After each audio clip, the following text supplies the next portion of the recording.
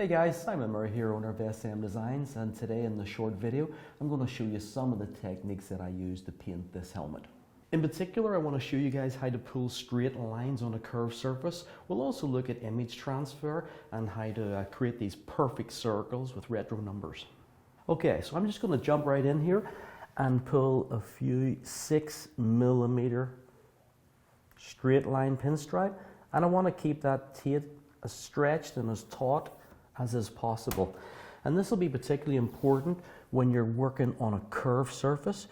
When you snap the tape, when you hear me actually snapping it, it almost like shrink wraps onto the surface. Okay, so I'm just going to back mask this now with regular masking tape. And the reason for that is because when I'm spraying, I like to spray from dark to light. So I'm actually going to spray the blue first and finish with the lighter color, in this case, the orange. Okay, so obviously on a curved surface we need to be very precise, and it's a little more difficult, but it's not a big deal. What I'm going to look for, I'm going to look for reference points, like maybe the pivot points here on the visor, or tooling sections in the mold there, somewhere here where I can get a reference. And what I'll do is I'll find the center point, and typically I'll just run some fine line tape down there. If I need a 100mm stripe, I'll just measure 50mm off either side and effectively replicate what I've just shown you there. So what I'm going to do now is just show you how to create these perfect circles, which is quite difficult obviously on a curved surface. And believe it or not, what I'm going to do is I'm just going to use a mixing cup as a template. Pretty much all sizes, and this is how I do it. And you notice there that I have a perfect circle. However, I don't want to use anything flat. It's going to be harder to draw around, harder to trace around, and it's going to be more prone to moving. So I'm just literally going to use this cup like that. Just going to take a standard pencil now, and I'm going to draw it out. I'm putting quite a bit of lead down here, quite a bit of carbon, but what I'm going to do is I'm using an opaque paint, and the opaque paint will easily neutralize this for me. And when I come to use my fine line tape, I'll favor the inside, knowing that my opaque paint will neutralize the pencil line. Now I'm just going to use my 3mm fine line for the radius. And what's crucial when you're trying to create a perfect circle is that you never start or stop on the radius. I promise you, you're always going to see it. So bizarrely, I'm actually going to come right in at a 90-degree angle like this. You see I've got a lot of tape out, okay? So I'm bringing a lot of tape out. I want to make as many passes as I possibly can. I mean, I'm going to have to stop obviously at some point, but I'd rather stop 2 or 3 times than 6 or 7 times. And what I'm going to do is just follow that line round. This is only going to work really for you if you keep that tape stretched. If you relax on the tape at all, it's just largely going to want to go in a straight line. So it's crucial that I keep it as taut as possible. And this is just regular standard 3mm fine line. At this stage, the size of the tape is irrelevant because I'm going to be spraying the positive area. But when I get to here, it's crucial that I come back out the same angle that I went in.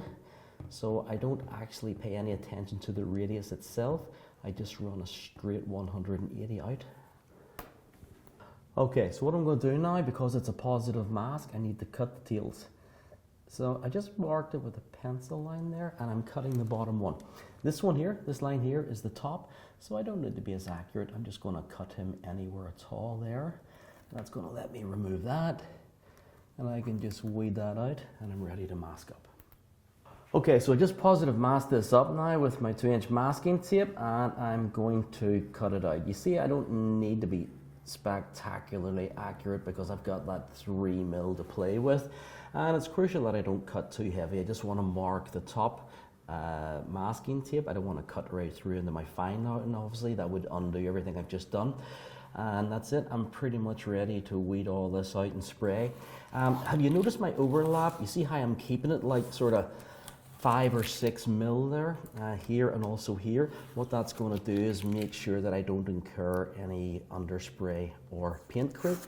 And that's pretty much it. I'm just ready to go right ahead and spray this with my opaque blue. Okay, so this is my target color. and I want to achieve that as quickly as possible. And the reason why I want to do that is if I were to use a transparent, a semi-transparent paint, I'm going to have to put a lot of product on there and I'm going to get substantial buildup. So I want to get this painted with as little fuss as possible. So I'm going to use opaque paint. In this case, opaque white and daylight blue. And I'm just going to mix these 50-50 to give me my target color.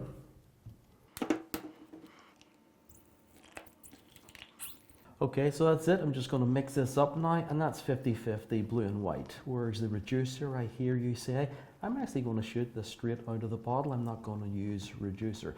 The reason why I don't want to use reducer is sometimes we over-reduce, we spray too high, too much product, too much fluid. And what I can typically get, or at least will encourage, and that is paint creep, okay? Ragged edges. So what I'll do is I'll immediately try no reduction. If it's a little slow, the product's slow, it's not moving very fast, I'll then put 5 or 10% reduction in. But with this 1.2 gun here, I'm confident that I can shoot this straight out of the bottle with 0 reduction, get a lovely clean edge, and I will have no paint creep whatsoever. Okay, so I'm ready to spray now, and I'm using an LPH80 with an E4 cap, and this is a 1.2 setup. At Createx here, we always recommend you spraying at the manufacturer's recommended PSI.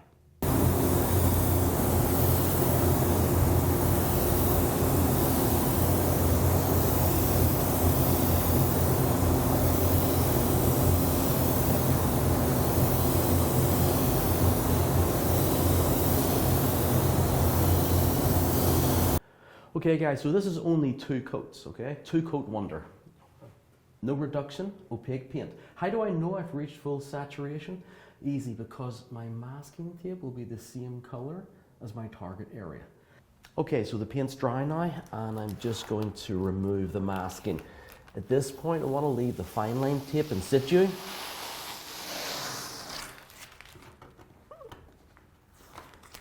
And you can see the paint's completely dry.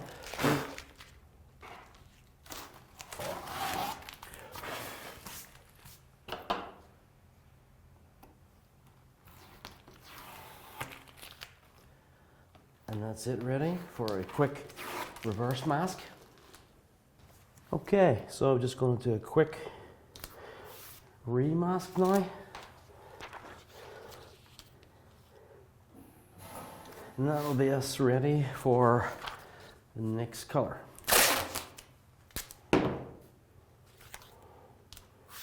Okay guys, so I'm going to spray some Autoborn Sealer Orange, again unreduced. I could use 10%, but it's really not necessary.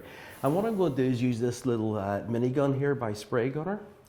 And this is kind of perfect if you don't have a big air source, a big compressor. It's got a fantastic fan pattern, and believe it or not, it's going to handle the Autoborn Sealer with 0 reduction.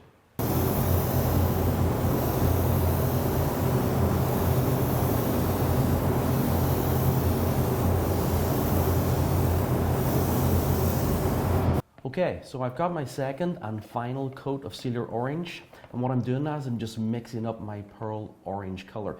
And what I've done is I've taken 2 parts Wicked Orange to 1 part Golden Yellow, and I'm adding a little Cosmic Sparkle Gold and Hot Rod Sparkle Gold. What's important is into this mix, I want to put some 40-30 balancing clear in there. And the reason why I want to do that is it gives me better pearl metallic orientation whenever I'm spraying it out. And you can see we're looking for that kind of viscosity there.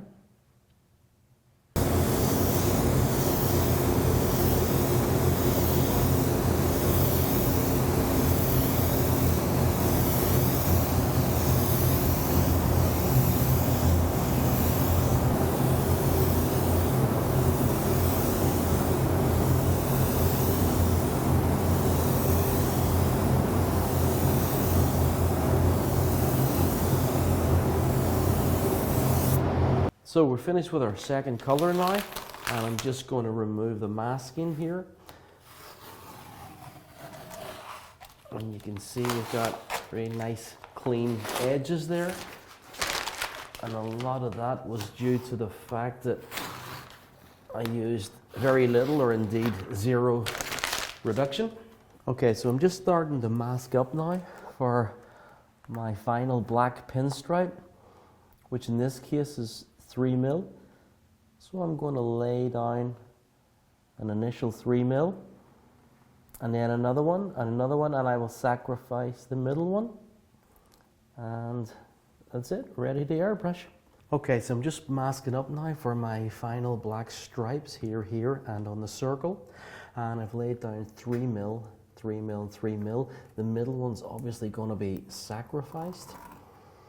So the black line will just directly touch the blue. And that's it. I'm just going to back mask this now. And then we will quickly get this airbrushed. Okay, so I'm just going to apply the number now.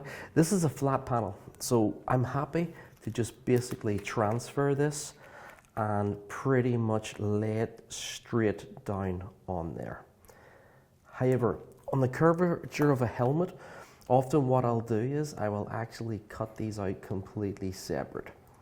Like here, I've got the number 2, and I'll lay them on separate, and that's because of the curvature of the helmet. I'll put the positive stencil on first. Here I've used the negative. I'll put the positive on, and then I'll even cut them in half and marry the negative up to the positive, just so I can get a perfect marriage. But on a flat surface like this, it's just straightforward enough so I can go right ahead and just lay it down flat.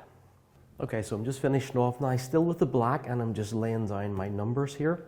And this is a flat panel, so you see I've just put it on one piece and I've used application tape to transfer that. However, on the curvature of a helmet, I would do it slightly different, in a sense that what I would do is I would place the positive numbers on first. And that's really just because of the curvature and the distortion of the helmet. I would get those lined up first, and then I would just marry the negative stencil to that, as I say, and that's just because they're not going to align perfectly. But on a flat surface like this, this is pretty very simple, straightforward graphic, and that's it. I'm ready to take the application tape off and get it all sprayed. Okay guys, so I'm just going to use some Wicked Opaque Black in a 0.35, and I've got about 10-15% reduction in here. Not really looking for performance, just more for coverage. And I'll just build it up in several light coats.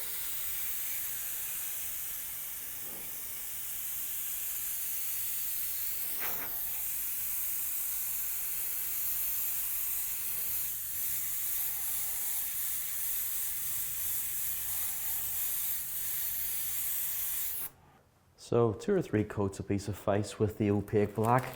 It's going to give us plenty of coverage. And again, keeping that reduction down to a minimum, as you can see, is keeping our lines nice and clean. You don't want to really load that reducer up too heavily, especially when you've got a lot of vehicle graphics on the go. And that's how we're able to control those lines and get some nice clean images. Okay, so I obviously got pretty quick coverage there with the opaque black. I'm just removing the masking now. Okay, so I finished with my blacks pretty much. They're wrapped up, and now I'm just going to do the Gulf logo here. I've got this cut out in the plotter cutter, and I'm just going to mark out where it goes. Obviously on the helmet I want to be like pretty much mill perfect, but here today, quick demo, I'll just ballpark it.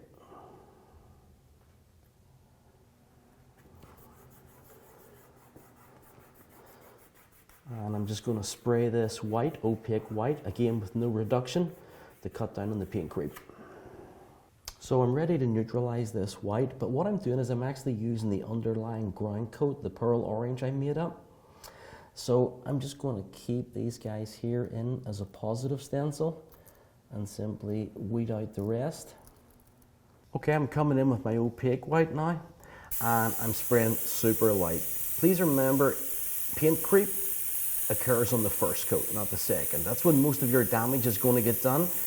When you get those jagged edges, it's paint creep or underspray, and it typically always happens on the first coat. So I'm showing a lot of restraint here and just building it up nice and lightly, semi-dry, opaque. And that'll be my first coat. I'll just let that dry, and 2 more coats. Okay, so just going to remove these positive masks now,